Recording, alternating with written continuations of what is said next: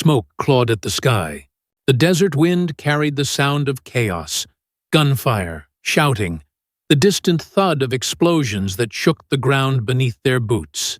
Sergeant Lila Torres knelt behind a half-crumbled wall, her breath ragged, her heart thundering so loud she could barely hear the radio crackle. Ahead of her, through the dust and blood and fire, she could see him, her commander, Captain Rylan Hayes, pinned down, motionless, halfway between cover and open ground. She had seconds to decide. A sniper's bullet tore through the sand just inches from his arm. He wasn't moving, and that's when Lila did something no one expected. She dropped her rifle, tore the radio from her vest, and sprinted straight into the storm of bullets. Before I tell you what happened next, tell me in the comments where you're watching from. I love knowing who's listening. Every step felt like defiance, of logic, of orders, of fear itself. She didn't think. She just ran. Rylan's body was heavy when she reached him, his uniform soaked with blood and sand. His hand twitched, alive, but fading. Lila could barely breathe as she dragged him toward the broken wall, bullets slicing the air around them.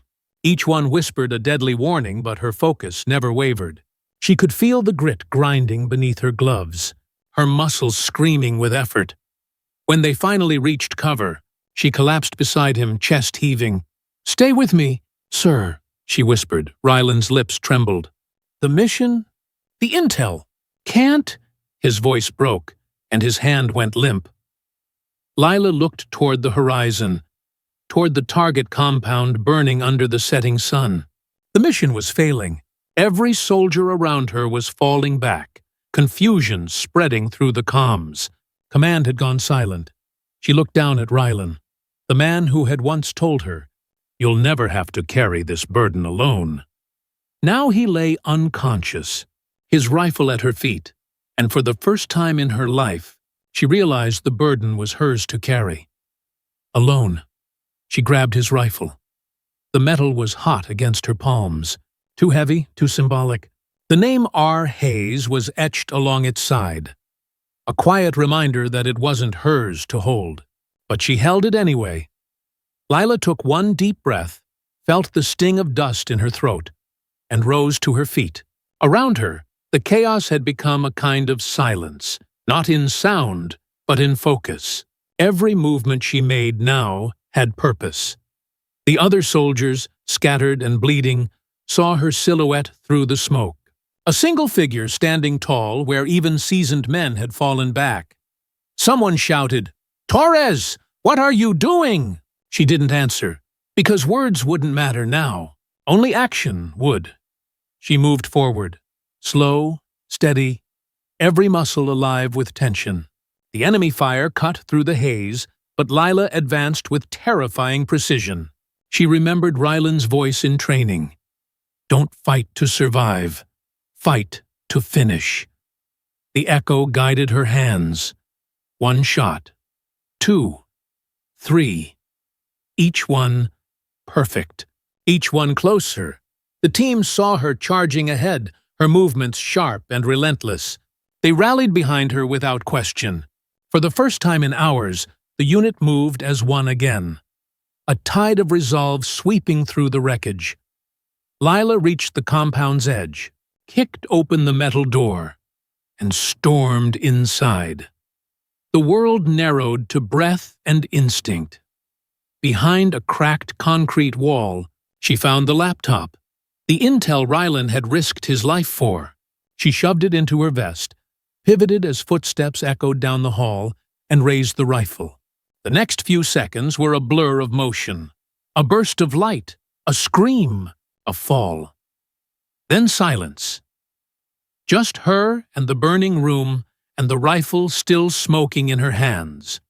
When the dust finally settled, the team regrouped outside. Rylan was being airlifted out, pale but alive. The sun had dipped below the horizon, leaving the sky streaked in violet and gold. The kind of beauty that always seemed cruel after a day of death. Lila stood a few feet away, staring at her gloves. They were torn and blackened, trembling from adrenaline and grief. "Sergeant Torres!" a voice called from the helicopter. It was Rylan, conscious now, though barely. His voice was hoarse. "Did we get it?" She nodded slowly, holding up the encrypted drive. He exhaled in disbelief, a faint smile forming through the pain. "You finished the mission." Lila felt her throat tighten. "You would have done the same, sir." Rylan looked at her, a long, quiet look filled with something she couldn't define. Gratitude. Pride. Maybe even apology. "Not like that," he whispered. "You went farther." The next morning, the base was silent. Soldiers moved like ghosts, cleaning weapons, patching wounds, counting who hadn't returned. When Lila walked through the hangar, conversations stopped. Men who had once dismissed her now straightened up. Others nodded with quiet respect. No ceremony, no applause, just the still acknowledgement of someone who'd done what needed to be done. Inside the med tent, Rylan was recovering. He tried to sit up when she entered, wincing as he did. "I owe you my life," he said. She shook her head. "You don't owe me anything. We owed them, the ones who didn't make it, to finish what we started." He smiled faintly. "You remind me why we fight." Lila didn't answer. Her eyes wandered to his rifle, now cleaned and resting beside his cot. The same rifle she had carried through the fire. Rylan noticed her glance. "It's yours now," he said quietly. "You earned it." But she didn't take it. She simply looked at it for a long moment, then replied, "No one really owns something that's been through war, sir. We just hold it until the next person needs it." That night, alone under the desert sky, Lila sat on the tailgate of a Humvee. The air was still. No shouting, no gunfire, just the whisper of wind moving across the sand. She thought about what courage really was. Not the kind sung about in songs or printed on medals, but the kind that came when you were scared out of your mind and did it anyway. She thought about how, in war, strength wasn't loud. It was quiet. It was choosing to act when your heart begged you to hide. And she thought about Rylan, how she'd seen the man behind the rank, and how fragile even heroes could be. For a moment, she closed her eyes and let the memory replay. His body in her arms. The heat of the rifle. The sound of her own heartbeat echoing like thunder. Then she whispered to herself, barely audible, "We finished the mission." Weeks later, during the medal ceremony, the general's voice carried across the parade ground. "For extraordinary bravery under fire, and for completing the operation despite overwhelming odds, Sergeant Lila Torres."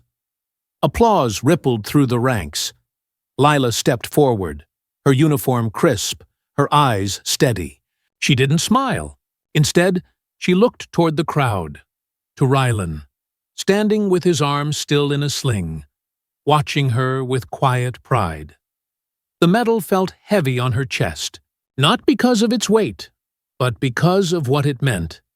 The lives, the choices, the fear that came with every breath.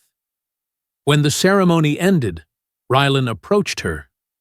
"Feels strange, doesn't it?" he said. She nodded. "Strange, but right." He looked down at the medal. "They'll call it heroism." She met his eyes. "But we know it was just doing what needed to be done." He smiled. "Exactly." As the sun dipped below the horizon once again, Lila walked away from the parade ground, her shadow stretching long across the sand. The medal glimmered in the dying light, catching the last color of the day. She thought back to that moment.